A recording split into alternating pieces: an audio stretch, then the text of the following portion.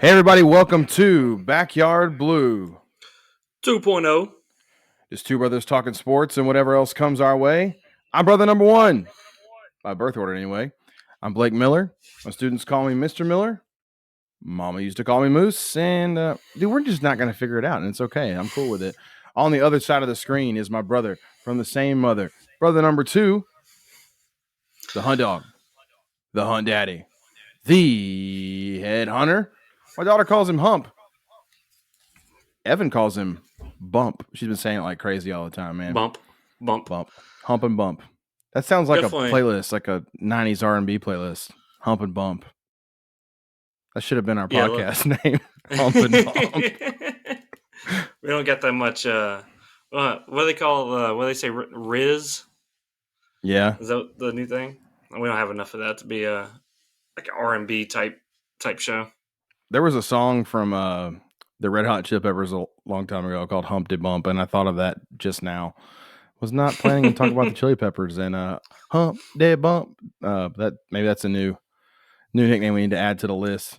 I need whatever energy Flea's got. I know that.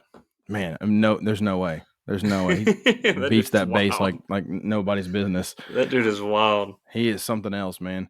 You say you were at karate tonight? Oh yeah. How'd that go? It was interesting. Grady made it. It was an hour class. Grady made it to about 30 minutes. And Easton did good the whole time. Then they got to do some rolling on like a mat. So they like front rolled. So once he was doing that, it was now Jackson wants to do it. Like it's a whole thing. So it went good though. Is he going to get to like relate it to wrestling a little bit and maybe get to use some of the stuff and get excited about it? Well, Grady thought we were going to wrestling. That's what he thought we were doing. He's like, so who do I have a match with? I'm like, you're the wrong sport. So yeah, up until he actually started, he thought he was going to be wrestling somebody. So no, it was good. It was interesting. Anything you do with kids has a good chance of being interesting. Like you just never know what's going to happen. You really never know. Basketball, karate. They like it, so they're about to get gis, and they'll start going for belts and like their white belt and yellow belt and orange. I forget what order they go into, but yeah, so they're fired up about it. Is the gi like the thing they wear? Yeah. Learn something new every day. At least I'm pretty positive it is. That's what I've been calling it. We always say two brothers talking sports and whatever else comes our way. Well, gis just came our way. Whatever else. Yeah, this is definitely the whatever else. We're not going to talk about gis and Humpty Bump the whole entire podcast. We are going to talk today about the NBA trade deadline. It is Thursday, February 9th, 2023. Recording this around 9:05. Trade deadline passed about 7 hours ago. And reactions are still pretty fresh around here in Memphis. We're going to talk about it. We're going to talk about the trades that went down. We'll talk about the Luke Kennard to Memphis deal and a 3-team deal with the Clippers and the Rockets. And we'll also talk about the Super Bowl. Ever heard of it? The Super Bowl? No, you wouldn't. You're a Cowboys fan. Never heard of it. You don't know what it is anyway. Let's start with the trade deadline. Like 6 months ago. What did you say? I won one on the PlayStation like 6 months ago. Hey, Madden counts for something. That's right. We got a lot of Super Bowls if Madden counts. You got that right. Madden 97 on the Super Nintendo. Let's go.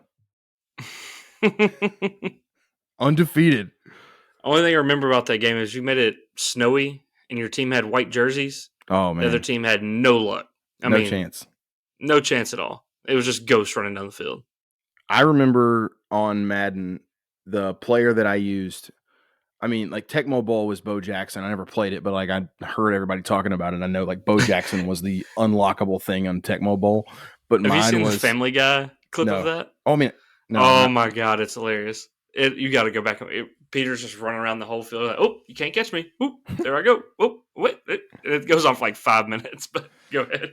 Mine was, you probably never heard of him because he played for the Panthers. He played for the Saints before that. Sam Mills.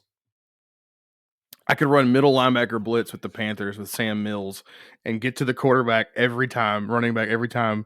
It did not matter. I was going to make the tackle behind the line of scrimmage with Sam Mills. He was so awesome. Nobody probably cared to hear that, but, you know.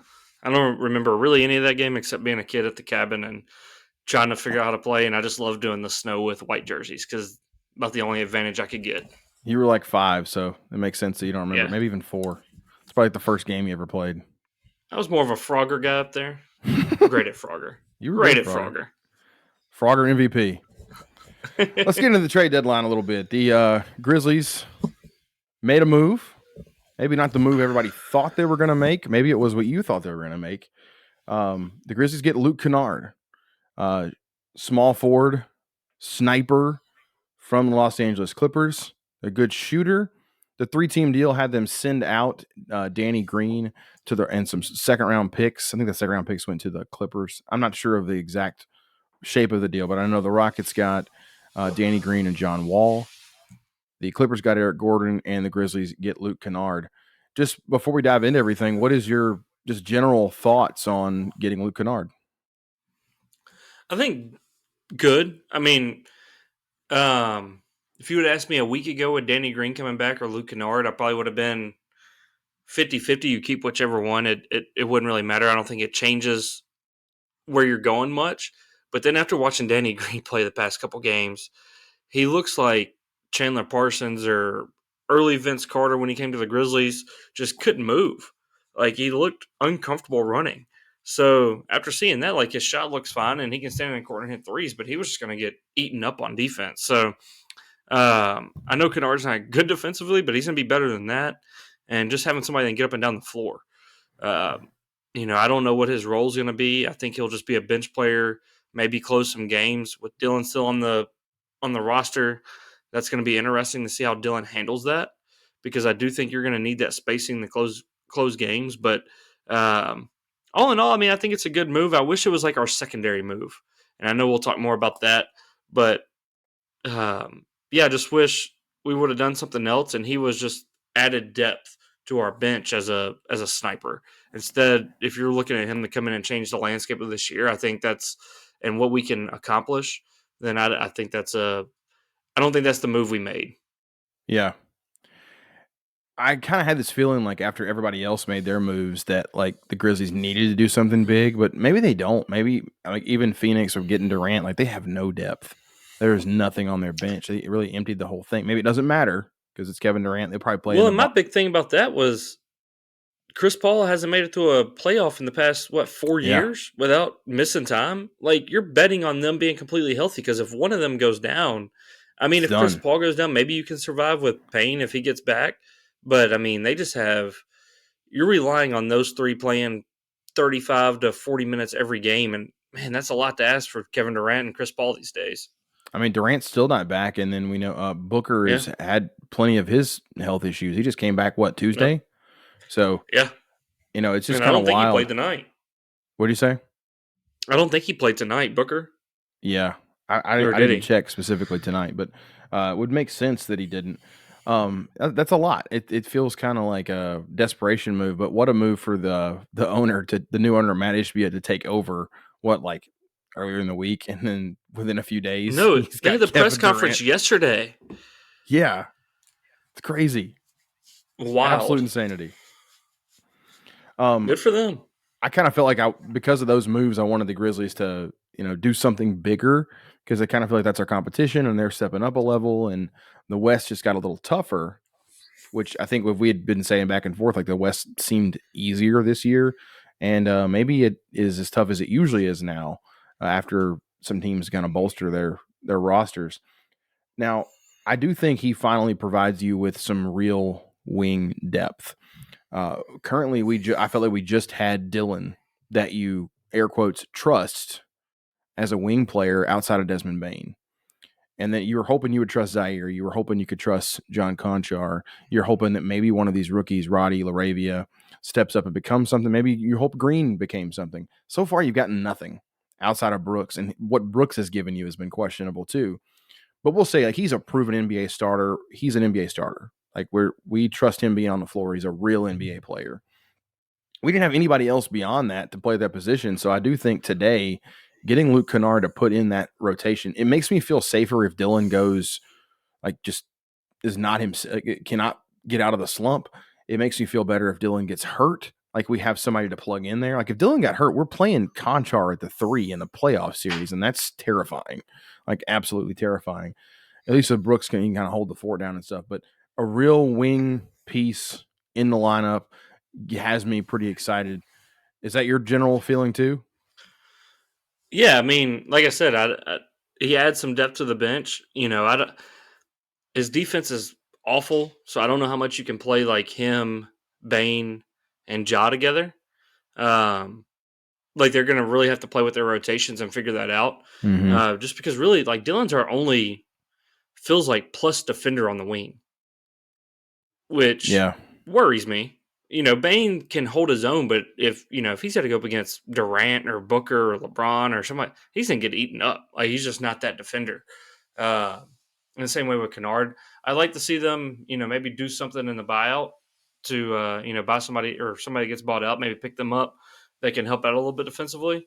But that was my only other thing was like just OG and Anunoby, and then when maybe you thought that we could get what's his name from Mikal Bridges, like when that thought was out there, just to have somebody that can still hold their own defensively.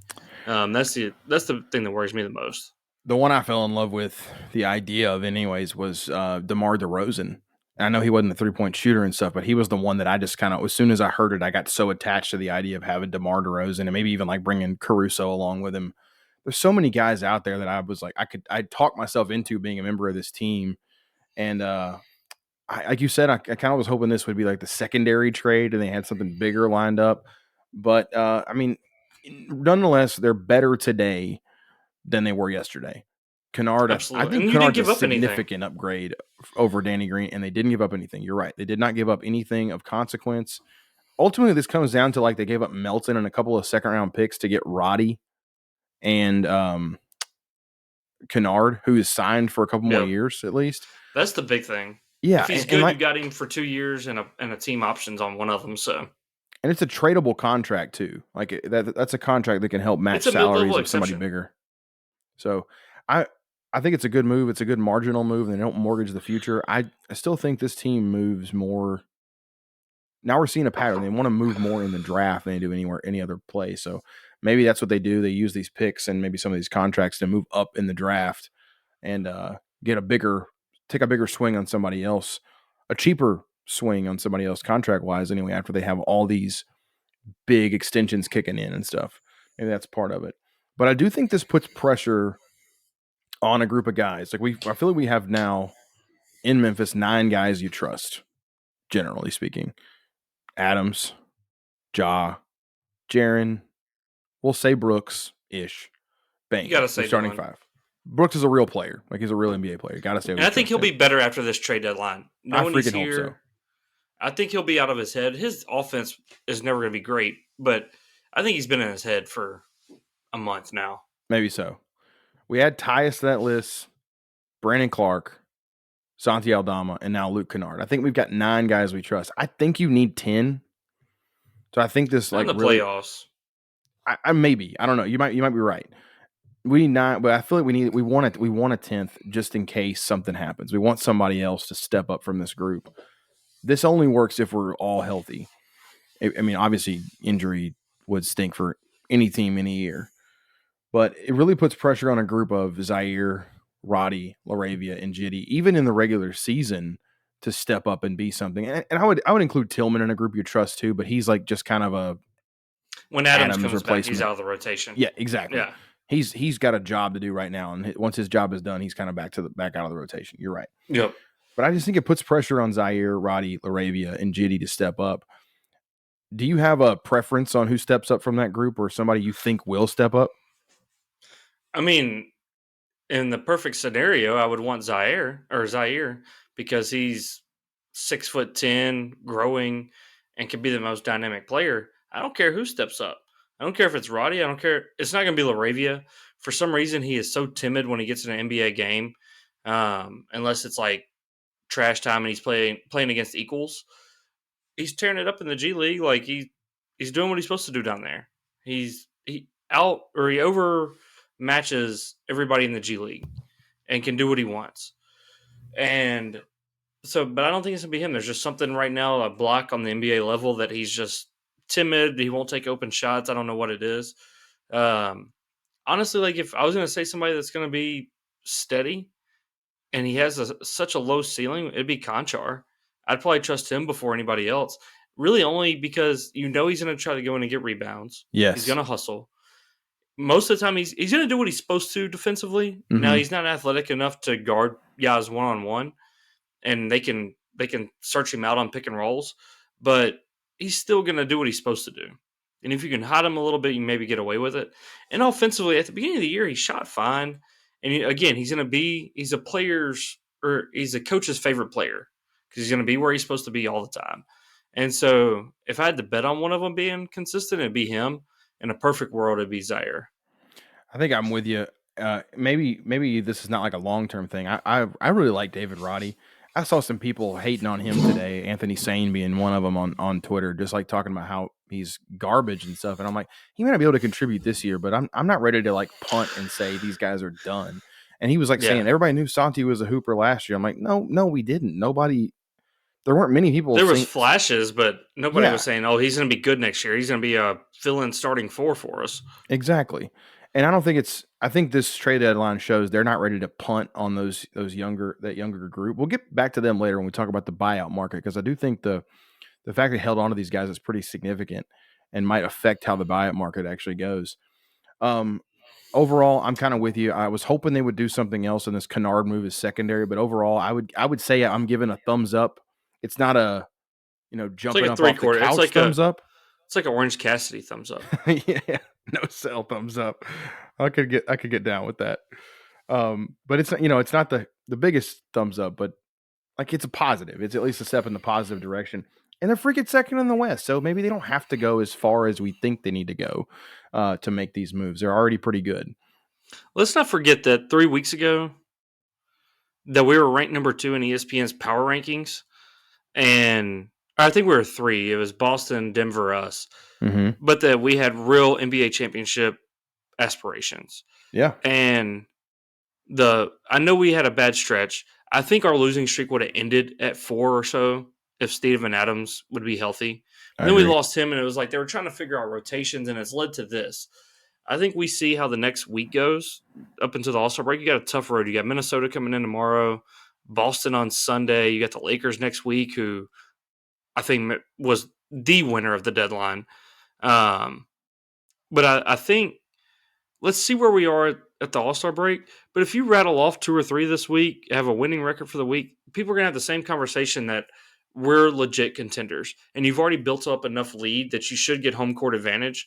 And we've seen in the West this year that, or in the whole NBA, that home court advantage for this year, for whatever reason, has been huge. Nobody's been great on the road, and everybody's been awesome at home. It's massive. So get home court advantage, and I think we got, no matter what, anytime we step on the court with another team, we got one of the 2 best players on the floor. Grizzlies now sit at plus 750 to win the West. They are plus 1,400 to win the title. So teams ahead of them would be Philly, the Clippers, Nuggets, Bucks, Suns, and Celtics. They have the Suns. It's the second highest odds right now. Second best odds. The Clippers thing weirds me out. Me too. Completely. What have they done? Nothing. They announced yesterday that Leonard and George were going to have a reduced minutes load. I don't know, man. Their whole thing is, and then weird. They're just going to ramp it up at the playoffs. That just doesn't work. Kawhi against Kyrie. Last night, Kawhi just didn't look like him. He looked disinterested. Like, I don't know if he's injured still or what, but that's like with them. I feel like I'm just gonna, I'll believe it when I actually see it. Let them run into Dallas again. Luka will tear them up. I completely agree. Completely agree with you there. Just kind of closing out the Grizzlies stuff. We didn't get the big fish, but we got a good one with Kennard. I'm pretty excited about it. But the buyout market might have some big fish, but are the Grizzlies going to go fishing in this pond? This is just a few guys that I know that are going to be in there. There are probably going to be others. You got Russell Westbrook. You got Patrick Beverley, who I think is going to probably end up in Minnesota, it looks like. John Wall, Danny Green, Will Barton. I know others have been mentioned. Those are the ones that jumped off the page to me. Any of those guys interest you? Sorry, I was going fishing. It's the easiest one as a Memphis Tigers fan to say. I mean, those guys that you're talking about, I would say Barton. Again, we need wing depth. He's played a lot of minutes. He was really good a year ago. Yeah. He was put in a role that he was not going to succeed at. They were trying to take the place of Michael Porter Jr. and Jamal Murray. Like, he went from being the fifth guy, sixth guy to like the third option. Shoot, like, that's second. not him. Yeah, maybe second. So you're saying, and he hasn't been great in Washington this year. But I mean, who would be good in Washington right now? Like, Right. that team is going nowhere. So I would take Barton just because it adds another wing. And if he's your fourth wing, like, that's a good spot from the, like, I mean, he's your eighth or ninth guy. And you can't tell me that guy's not going to bring energy off the bench. He can defend, at least an average defender. And you never know when he's going to make shots. If he's rolling, you keep him in and let him do his thing. If he's not, he's still going to go rebound. He's still going to do the dirty work. So, but I don't know. I don't think they'll go after him, but he's always loved Memphis. I think he still lives here in the offseason, or at least visits and works out in the offseason. So he still loves the city. He still raves about it. So, I mean, I would make a shot at it or take a shot at him. I think the idea is fun, but I think if they weren't willing to move any of these guys in the trade deadline, they're not going to be willing to cut any of them to pick up Will Barton. So, like, I mean, we're talking earlier, like the 9 guys they trust, plus those 4 more that we spoke about, and Xavier Tillman, that gets you to 14. And then you throw Kennedy Chandler in there and makes 15. They got 2-way guys. They would have to cut one of those guys to actually pick somebody up in the buyout market. I do not see them cutting Kennedy Chandler. I do not see them cutting any of the first round picks from this year. Zaire. I was kind of thinking they might get involved in the buyout market if they made like a 3-for-2 deal or a 2-for-1 kind of move, that they might get involved at that point. But now they're not going to cut somebody to pick up somebody off the buyout market, I don't think. So I think these things are fun to. Would I? No. I guess Conchar would have been the candidate. It's kind of weird. He's the guy we think was most likely to step up, but he'd probably be the one that I would consider. But he just signed an extension. Maybe Tillman. But but his extension's like 2 a year or so. I mean, it's so cheap. Like, it wouldn't hurt you at all. But you don't want to give up cap space on a team like this that's going to be, fighting, trying to stay under the luxury tax a little bit. I still don't believe that. I don't think they'll do anything. But if that was the one I would do, it'd be the perfect fit. Man, but then he's I think like he would the guy just be happy trust. to be here. Yeah. Like, I don't know, Gordon man. would just be happy to be here and just he knows he's gonna have a bench role. He's in a place he's familiar with. Like, I think you could keep him happy and not disrupt the locker room. You know what I mean? Like, you can't bring in. They wouldn't. But, like, could you imagine bringing in a Westbrook or like John Wall? Like, there's no chance we're doing it. But, like, they wouldn't want to come here anyways. No. Like, if it was our last option. Barton would be the only one. I guess you could see, like, if I could see somebody getting moved, maybe Tillman would make sense too. But I feel like you really need his depth in a you emergency. Need him after Adams. Yeah, you need an emergency big. I mean, you don't have any other. We saw it last year when Adams went out. He played in that Minnesota series for good or for bad. He was their guy. Yep. And it was good a couple games. Like, I mean, it really was good a couple games. He won us like game 3? 2 and 3, he was really good. The rest of it, not so much. Game 2, that's the game we were at. Yeah. He played great in 2 and was pretty good in 3 too, if I remember correctly, and then was not great the rest of the series. Yeah, I kind of think they're not going to participate just because they don't want to cut people. I would say odds are 10%, and it would depend on who they could get. I'd probably put it less than that, to be honest. Yeah, you're probably right. I mean, that's kind of what I would think. You want to share any thoughts on any of the other deals real fast? We'll just kind of just quick hitter, just first thing you think of. KD to the John Suns. Wall going back to Houston's hilarious. Yeah, it's great. KD, that's just funny. Like, you can't write that. No. Like, the cruel, like, Kevin Hart wouldn't, or Dave Chappelle wouldn't make a joke that bad. Right. No, the KD to Phoenix thing, we kind of touched on it earlier. Obviously, it makes them a favorite. Mm-hmm. Like, you can't have 2 scores like that, and one of the greatest, I hate Chris Paul, but he's one of the greatest point guards to ever play the game. So just having those 3, you got to put them up there. The Kyrie and Dallas thing, I don't see how that works. I mean, I don't know. I just don't know how him and Luka can both have the ball. Like, if there's 2 balls on the floor at a time, like, I'd pick them to win the title. But with one ball, I just don't see how it works. Um, Other than that, I mean, there was really no like. I thought the Nets, for whatever they did, I don't know what they're doing. If they're building for the future, if they're still trying to win now, don't really know what they're doing. But like, I was just watching them a little bit ago. Like, Dinwiddie's still really good. Like, they still have really good players on their team. So I don't know. It was just a weird. Like, how many second round picks got traded today? Like 50. 35. I don't know. Like, it was outrageous. I think Jay Crowder to Milwaukee's good for that team. Um, like you got him, PJ Tucker. Like they're gonna fight somebody. Tucker's on the Sixers. Oh, that's right. Tucker's on the Sixers. My bad. Crowder is the new Tucker. The Crowder's the new. So when the Sixers and Bucks play each other, they're gonna fight. He's PJ Tucker 2.0. That's right. I forgot he's on the Sixers. He doesn't show up to the playoffs anyways. Like that's the only time his name gets spoken about. Yeah. I'm trying to think of the other ones. I don't know if there was any like Josh Hart to the Knicks. Like the video was cool. The Brunson thing, I loved that. That was such a wholesome, like, just really cool moment. Like I've really grown into a Brunson fan. I really like him. I do too. You know the trade that I wish we would have gone after. In my head, I thought earlier today this would be the perfect thing. If we got OG Anunoby or Mikal Bridges, I didn't think that was going to happen. But if you got OG, because that was the rumor, and then had Eric Gordon, like traded and got him.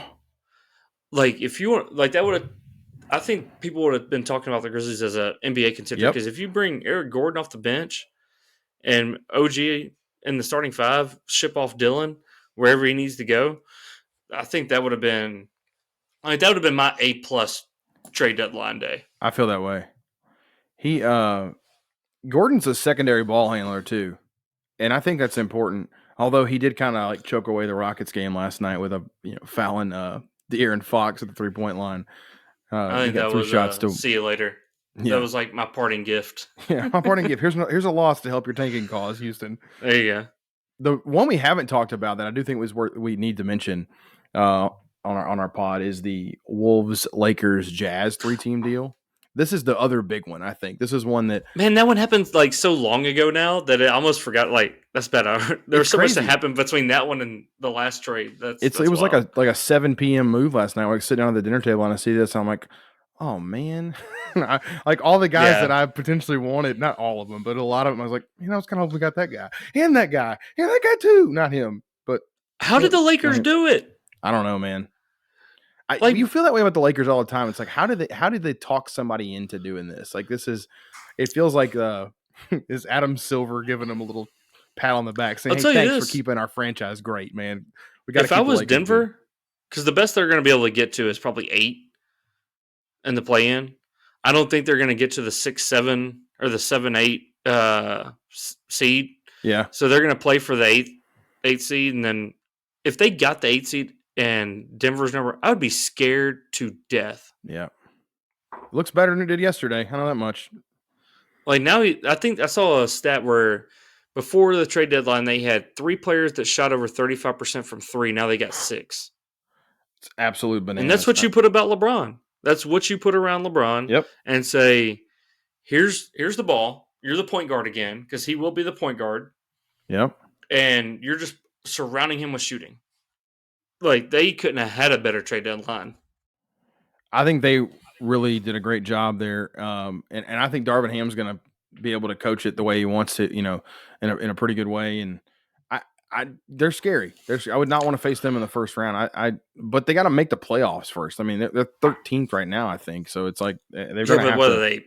They're like 3.5 out of 8 or something, 4.5 out of 8 or something like that. Everything's real compacted there, but it could happen. And they're only like 6 out of or 7 out of like 4th place. Yeah, I mean they can get hot, but I also I just don't know. Like I would still. I'm predicting they'll be 10th, and then they got to win 2 games in a row. And it can happen. I would definitely say that. And I'm not betting against LeBron in the play, in a playing game like that to not go drop 50 and 15 and 10 and just carry him. Like he's proved that he can still do it. They could get to the play-in for sure. I could totally see that, but there's still something weird about that team. Like Davis's reaction the other day when when That LeBron was broke the weird. record. There's just something strange brewing there too, and He's a weird I cat. hope these. It'd be cool to see LeBron in the playoffs again, as long as it's not against us. I do think they're better. I like the Beasley move. I like getting Vanderbilt. I mean, add some extra size in there. I thought the move to I get. like Russell if he's not handling the ball, I don't like D'Angelo Russell. I think he's a but losing he is player. not handling the ball. That's what we He is think. just there to shoot. They got a lot of guys. I know that it's a team full of decent players now. It's like you have guys And that. they told Pat Bev to get on out of there. Yeah, I wonder what else had happened. Something else had to have happened there. I don't know. Yeah, Can't not stand really that sure. But I do like the Wolves side of that for them. I hate it for us. I think getting Mike Conley instead of D'Angelo Russell. Hey, you'll see him tomorrow night. I will. Yeah, I'm looking. They made that forward game to a lot more interesting. A lot more interesting, especially maybe we could see Luke Kennard too. And yeah, I'll be really interested to see. I hope he's playing tomorrow. Yeah, I feel like they're better. Like I think they needed a distributor, and I think this is like finally what they should have done in the offseason, where it's just turn the keys over to Mr. Anthony Edwards. They gave up way too much to Rudy Gobert. Like Edwards and Towns is a winning combination. And I think they had a really good setup going there and tinkered with it too much.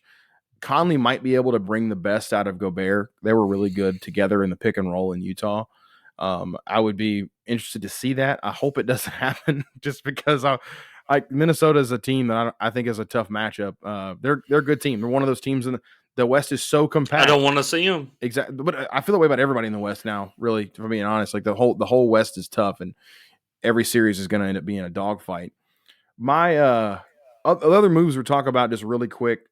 The Clippers got a haul today. They got rid of some stuff, but they got Eric Gordon, they got Mason Plumlee, they got Bones Highland. I think they're better than they were, but not much better. I do like the Bones Mason the guy Plumlee at the move. YMCA going Kobe. Yeah, I think the Mason Plumlee move was a nice little addition for them. It helps with the size behind Zubats. He's a little more athletic than Zubats. My favorite move under the radar was, we talked about it earlier, was Josh Hart to the Knicks. I love the reuniting there with Jalen Brunson. And I just think I think he's a good player. And he seems like the prototype Tom Thibodeau. I liked him in New Orleans. I wish he would have been on our, like, we could have got him somehow. Yeah, the way he was he one I plays liked. so hard.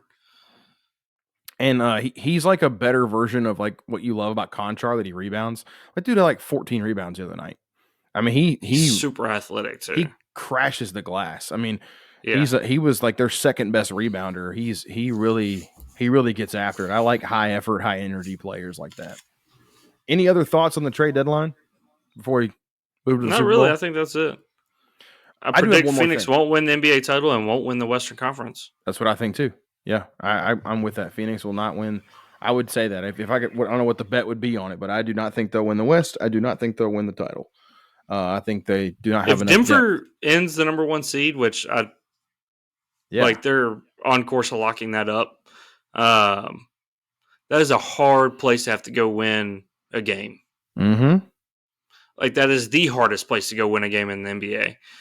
My money's on them, and they got the best player in the NBA right now. I think Jokic. I know Giannis it's 1A, 1B, but that guy controls a game from the top of the key like I've never seen anything like it. Like he's so smart. Everything he's so fun to watch, and it's so fundamental. I love it. They're currently 4th in odds over at DraftKings at plus 800. That's 8-1 on the Nuggets to win the title, and I mean, it's just crazy. He's the best player in the NBA.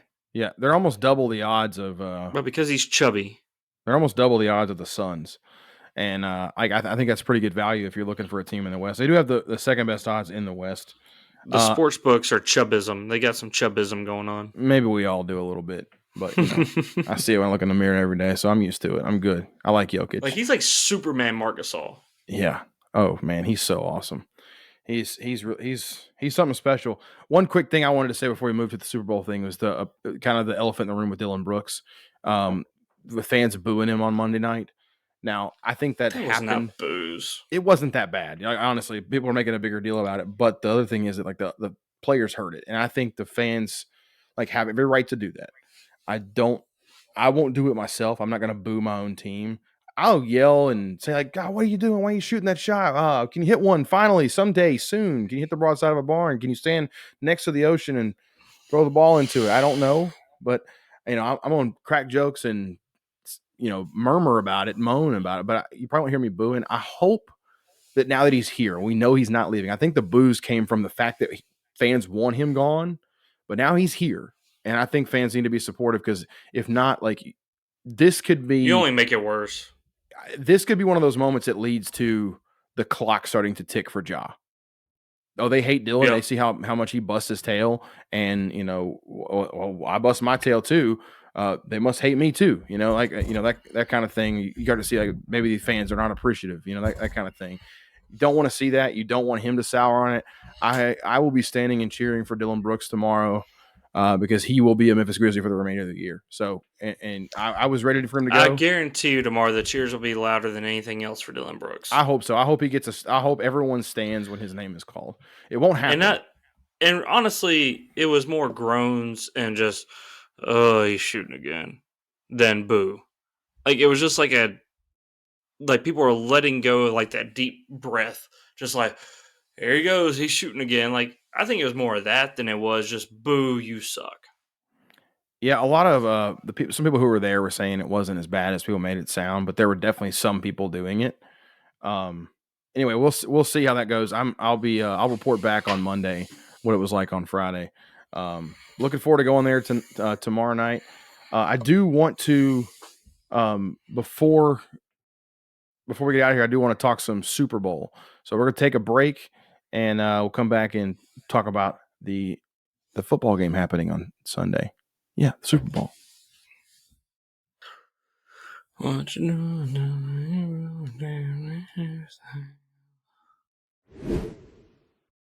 got you singing on there.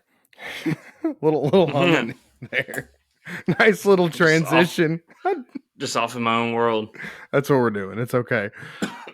We're back. We're going to talk Super Bowl. Yes, who's back? Back again. Back again.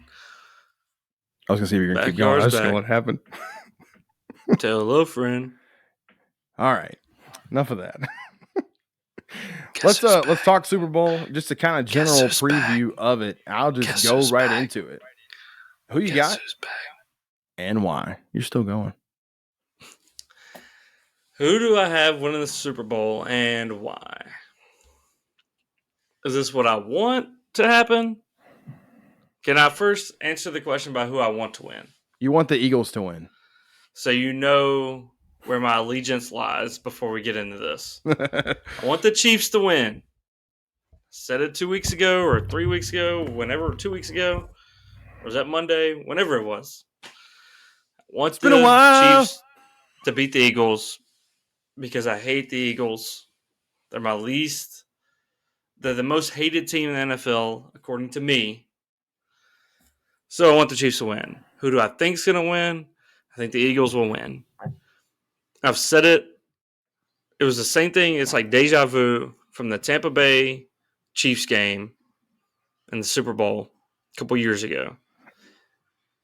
Tampa Bay, I know y'all's line was hurt or whatever, but the point remains the same. They could get to Mahomes with 4, and you can drop 7 and run coverage. Like, it changes the whole game when you don't have to blitz him. He is amazing against the blitz. So if you can rush 4 and just have guys that stay, and the Eagles have outstanding secondary. Like, their secondary is really good. It's probably like, I know there's some holes, but they can stay with the guys long enough for 4 guys to get to the quarterback. So if they got 4 rushing and can create a little pressure, make Mahomes bail out on that ankle, you don't want them to extend plays, but you want to be able to make them move a little bit, right? Get off his receivers and have to go to checkdowns and things like that. Make them go through his progression. And it's got to be with 4 because if you blitz, you're going to get tore up. You really don't have to worry about the run at all with the Chiefs. Like, their screen game is, from what I see, you watch them more, but from what I see, their screen game is their run game. Like, I just don't think with that defensive line they're going to be able to run much anyways. So, get to them with 4, and then on the offensive side, they run the ball, keep possession, which they're really good at, and limit the time that Mahomes is on the field. Like, that's the key. Keep the ball, get first downs, and be able to rush 4. You can beat the Chiefs. That's their weakness. And the Eagles are the absolute best at that. And the front 7 on both the offensive line and the defensive line are 2 of the best on each side. They're just amazing. So I think the Eagles will win. I want the Chiefs to win. Would you take the Eagles if you were betting? Would you take the Eagles -1.5? Yeah, my philosophy on that, maybe it's probably why I don't win. If it's 1.5, like -1.5, go ahead and give me 2. Like, you know what it takes to win a game by 1? Like, just the odds of winning a game by 1. So I would I'd just say take almost give me 2. Yeah. Like, if the Eagles are going to win, like, I'm taking more than 1 point. You know what I mean? I think if I was taking one at -1.5, a lot of times I just take the money line in that situation. It's kind of tough. But Yeah. I will not be taking the Eagles money line for obvious reasons. You know who I'm going to pick to win. It's obvious. But I'm going to try to give enough reason why here. So the Eagles' rushing attack is really everything to them. And it hasn't been great, with the exception, or recently, with the exception of a couple games against the Giants in terms of a yards per carry basis. Their 2 highest games, the ones that actually make them look dangerous, happened against the New York Giants, who did not have a great run defense, for being honest. Not a really good defense at all. I don't think they're going to be able to dictate the entire pace of the game unless they get up 2 scores. If they get up 2 scores, I think they'll win the game. I don't know if they're going to get up 2 scores. The weakness in the Eagles' defense happens to be over the middle, which is where a guy named Travis Kelce lives. And I think that could be a problem. The Chiefs are really good passing over the middle. I kind of think both of these teams, it's a weird, cool matchup where I think both of these teams actually have advantages in the places where the other team has disadvantages. You mentioned it with the Eagles in the front 4, being able to attack the Chiefs' offensive line, which is good. It's a good offensive line, but it's not as good as Philly's defensive line. And maybe not having to worry about the run game, that kind of stuff. It's going to be a fascinating matchup. I genuinely think that this is going to be a really good Super Bowl. I'm looking forward to watching it. It's kind of weird. I'm not as excited about the Super Bowl as I am going to the Grizzlies game tomorrow night. I don't know if it's just a nerves thing or what, or the fact that we just such an emotional win beating Cincinnati a couple weeks ago. I'm kind of still riding that high. I've been way more into the trade deadline, but if I'm really focusing on it, I think the Chiefs. It's tough to bet against Mahomes. Like, it's just tough to bet against him. He tends to come up big in these spots. I do worry about the front 4, but I going back to what I was saying about the run game. If Philly can't run the ball exceptionally well, they're going to have to throw. And I know the receivers are great, but if you're telling me that the Chiefs can take away the run game and put the ball in Jalen Hurts' hands as a passer, well, I feel pretty good about those odds. And we're talking about the passer versus, then it becomes a Mahomes versus Hurts battle, and that's an obvious one. Now, if the Chiefs can't stop the run, that's a different story. In the past, a lot of times the Chiefs have decided to play the pass and allow teams to get some yards per carry. They used to do this with Lamar Jackson all the time. And the Eagles run their offense a little differently than what the Ravens did, but they would kind of let the Ravens get 3-4 yards a carry and then kind of hope they would get bored with it, and they'd pass and throw an incompletion on 3rd down and kick back to them. And it would work a lot of times. Like, they'd say, all right, this play's going to get you 3-4 yards, go ahead and take it. And then hopefully we can get a negative play in there at some point, and you're going to have to pass or put the ball in Hurts' hands, or, you're going to, not be able to get this first down. That's always kind of been a philosophy. I don't know how Hurts is against the blitz, and the Chiefs bring pressure like crazy. Spagnuolo is one of the best at coming up with exotic blitzes and coverages and things like that. And it comes down to this. This is always important. We talked about the importance of a coach the other day. You give Andy Reid 2 weeks to prepare. I know it's a great defense. You give Spagnuolo 2 weeks to prepare for the Eagles offense. I feel pretty good about that. I'm okay either way as a fan. Obviously, I want the Chiefs to win, but honestly, I feel okay. I feel okay either way. I'm happy they made it here. I'm excited about it. It's going to be a fun game. I'm more excited about the NBA right now. And Sunday, does this I'm sure feel like the least hyped Super Bowl? It feels that way, but I only think it's because the NBA trade deadline dominated all the conversation this week. Like, you had such big stars. Well, that moving. LeBron becoming the all-time leading scorer, and the NBA owns Super Bowl week. It just feels weird. Like, it feels like nobody cares. And I wonder if it's already because there's a like with the Patriots, when they were in the Super Bowl all the time, like, people hated the Patriots. Like, there was like this vitriol for the Patriots winning. Like, the Chiefs are really good, and they've been in contention, winning, or at least there for the past 5 years. But it doesn't feel like they're like this overwhelming, like, great team. Like, there's no chance that somebody else is going to come and win the game, right? Like, they could have got beat. There's people predicting the Bengals to win. And then the Eagles are just boring. Like, just to be like, their offense is boring. The way they play is boring. Like, they don't have this. Like, I know Jalen Hurts got, I don't know. It just feels like there's not like these storylines of, like, last year, Los Angeles, like, and the Rams being there, like, in Los Angeles, they're playing at home. And then Tampa, like, the COVID year is like Tom Brady's first Super Bowl back with Tampa, not with the Patriots. Like, and then the Chiefs' first one is like Mahomes was like this lovable, like, the up and coming, like, it was a cool story. You know what I mean? It just feels like you don't have on either side. It's just like, whatever. Like, there's no good story outside of like the Kelsey brothers.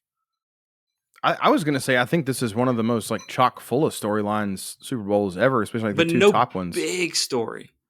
Well, I think it's the chance for, like, Mahomes to get back on the path of being, like, an all-time great. I think he's already going to be that anyway, but, like, it kind of puts him on that in this group that's like, okay, he has a chance to finish in the bucket under Brady if he wins this one.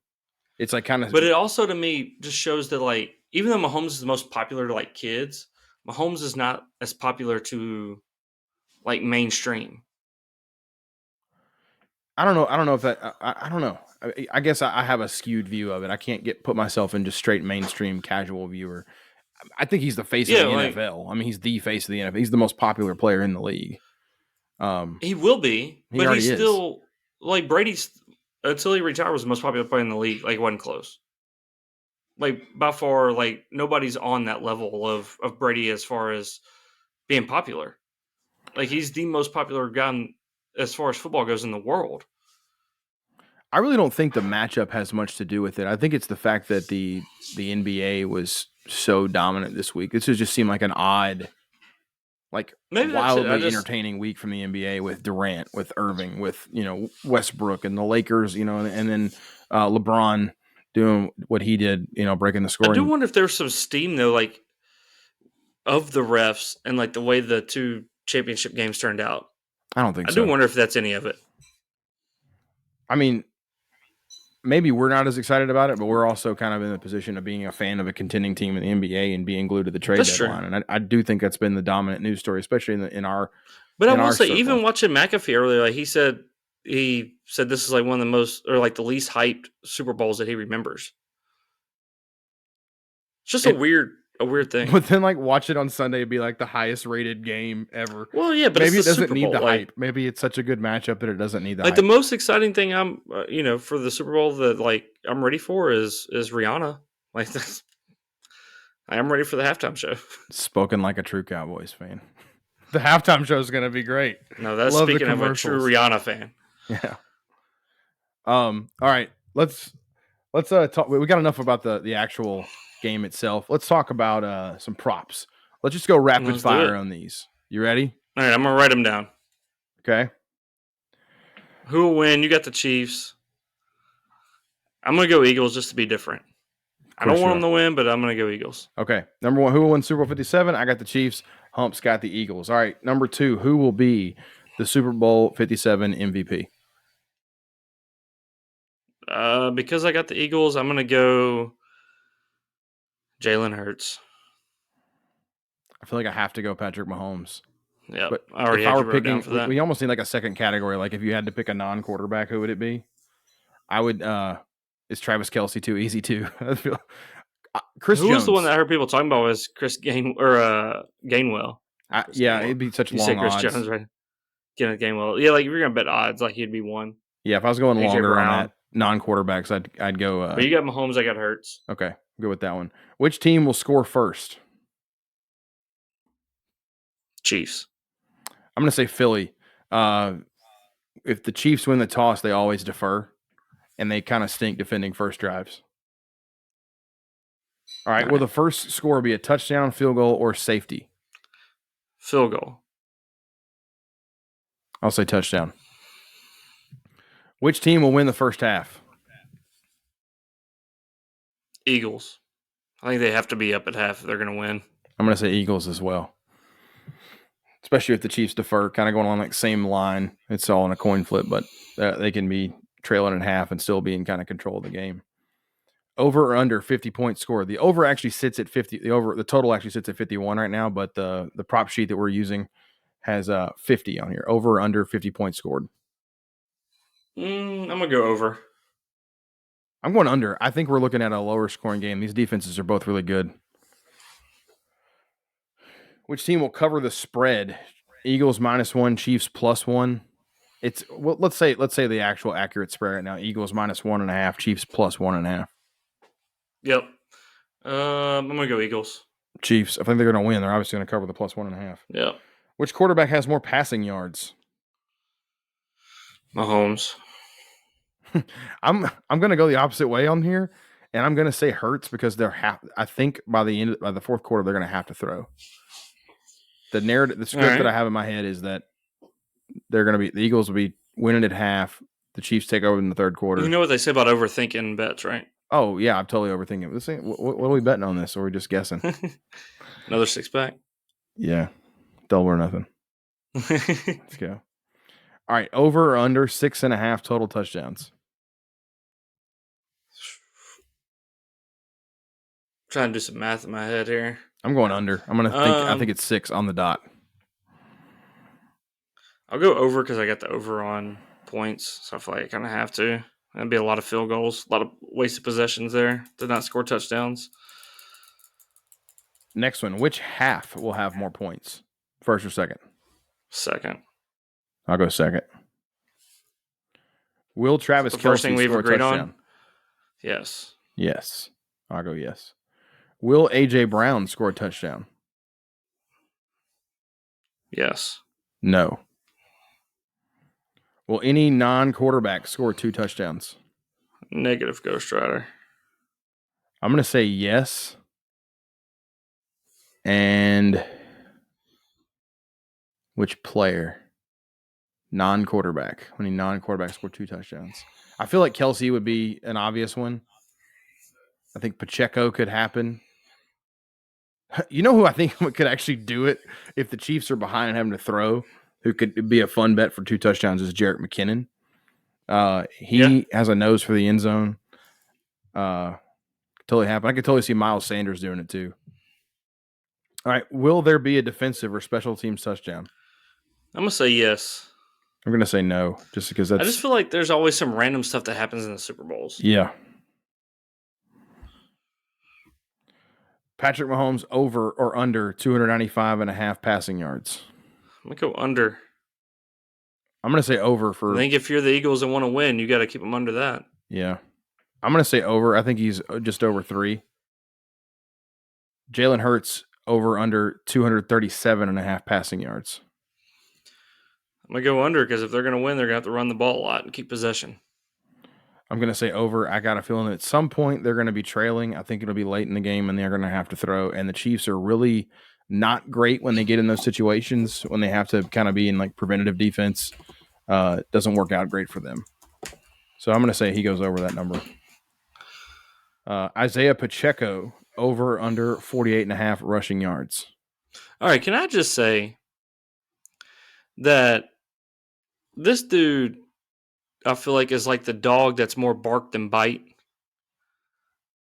Like I don't watch that many games, but I just feel like like every time he gets hit, he stands up like he just had like the greatest run ever, and it'd be like a 3 yard gain. And I feel like people like just because he ends the run with a big hit. Everybody knows you just So hate the Chiefs, so that's what this comes down to. no, it's annoying. Like I just find him very annoying. Like he's not great.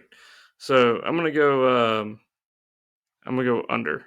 I'm gonna say under 2, but I find his running style to be pretty fun. Like I think he's kind of like a guy that's always on the angry run segment where Patrick Mahomes said in training camp, he runs like he's mad at the ground. And I think if you watch him run, like he's he's a violent, unpolished runner, and I feel like he doesn't know. It's going to sound bad, but it almost seems like he is not sure what he's doing out there as a running back. It's a reason why he's not in on third down a lot of the time, because he is not the pass protector that McKinnon is. But he runs so angrily, man. Like he really runs hard, and Yeah, I know he think gets 3 yards and acts like he just picked up 40. after he learns the more technical aspects of NFL running back, he's going to be really good. I think he's super athletic and super fast. So All you're right, going Miles over? Sanders over under 60.5 rushing yards. You went over on Pacheco? No, under. I'm under on Pacheco. Oh, you went under. I think he'll be right around 40. All right. Miles Sanders, I'm gonna go over. I'm going under. 60.5 is a lot for a team with a lot of running backs and a decent rushing defense. Although the Chiefs may just let him run. Like they might be fine with letting it happen a little bit. Over or under 4.5 total sacks. Man, that one's tough. I'm gonna go under. I'm going to say over. Mahomes is really good at not getting sacked, but I think he's probably going to get sacked a couple times by that Eagles defense. I would imagine at least 1 or 2, and I think the Chiefs can get to Hurts a couple times, especially if they force him into some 3rd and long at some point. And it was just two great. I mean, honestly, it's the 2 best pass rushing teams in the NFL. Like they were first But and second in the also, league in sacks. like the Eagles' offensive line's really good, and so is Kansas City's offensive line's been pretty good this whole year. So, and like you said, Mahomes doesn't take sacks normally. With the ankle, maybe it takes a little bit more, but and then Hurts he gets away from so much stuff. So It's a tough call. That's a really cool. That's a really interesting bet. That particular one right there. All right, and then the bonus, if we have a tiebreaker, the bonus is how many exact points in the game. You're going 55? 55. I'm going to say, I was on the under at 50, so I'm going to say, I'm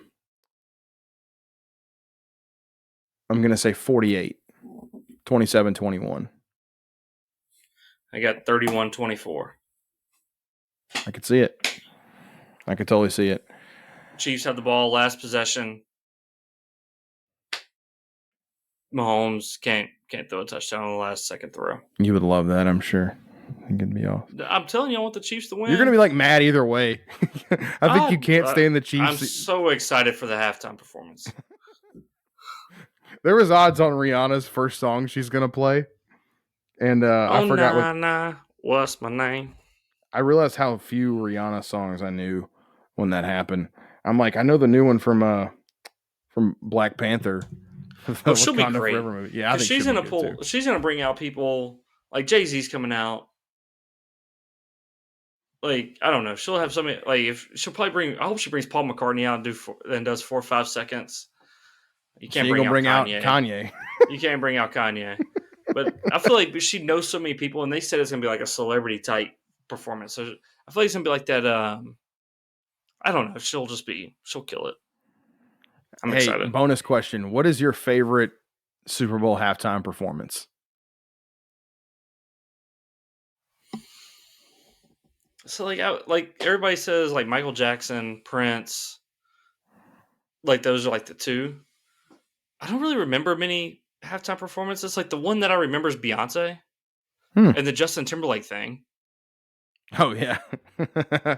But like there's no other halftime performance like just sitting here going, oh man, that was amazing. Like, really, Beyonce is the only one that I really remember.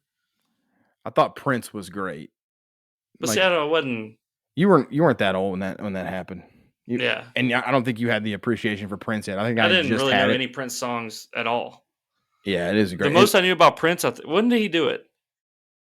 Was it 2006 maybe? It So was the in best thing I Miami. knew about Prince was like Chappelle's show, and they would be like game blouses. Like that's what I knew about Prince at that Yeah.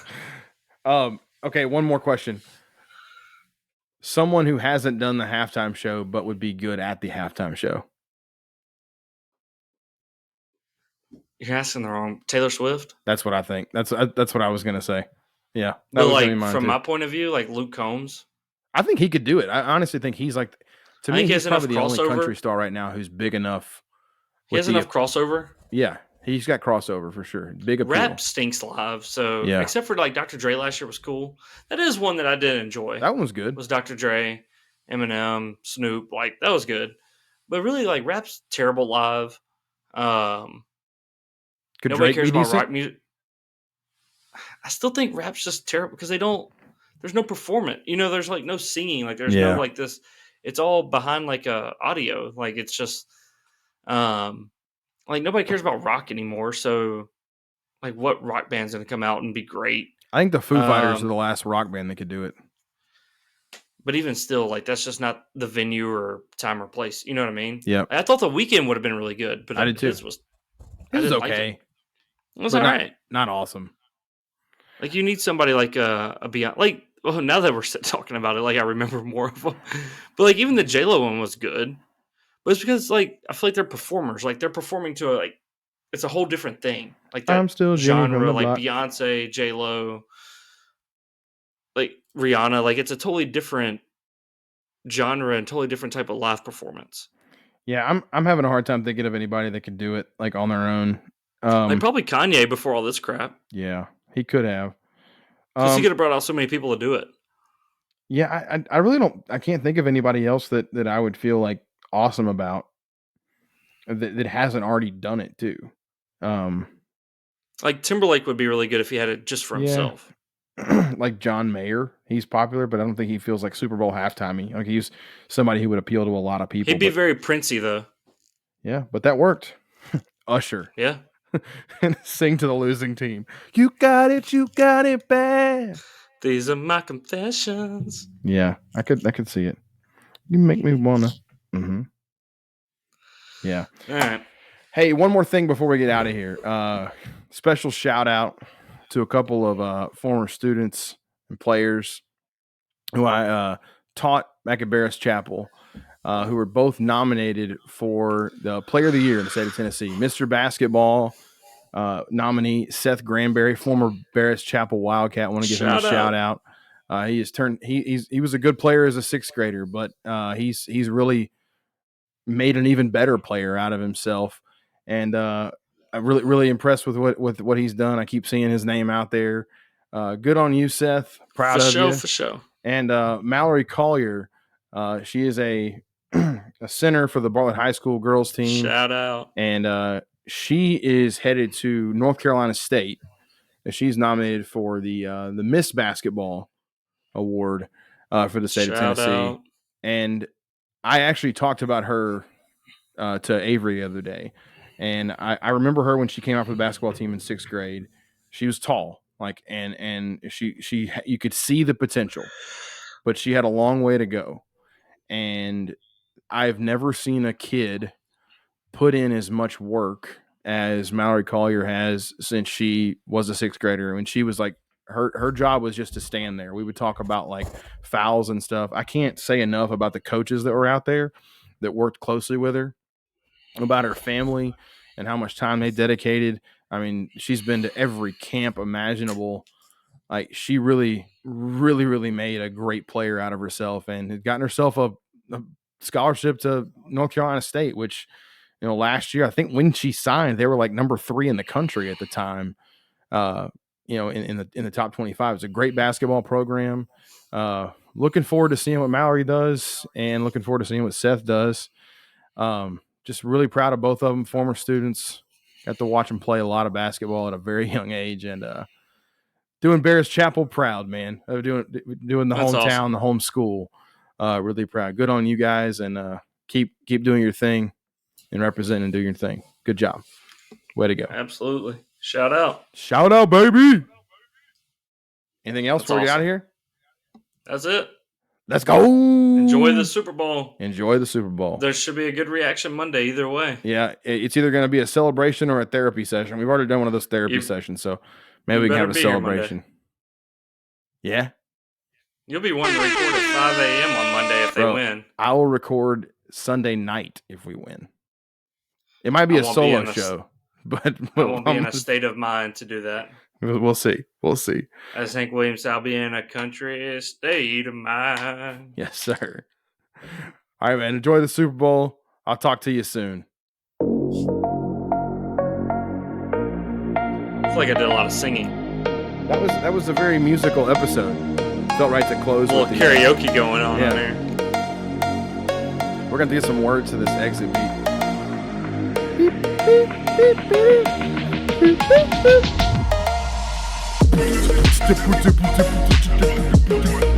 I'm gonna stop. No beatboxer. No Bismarcky.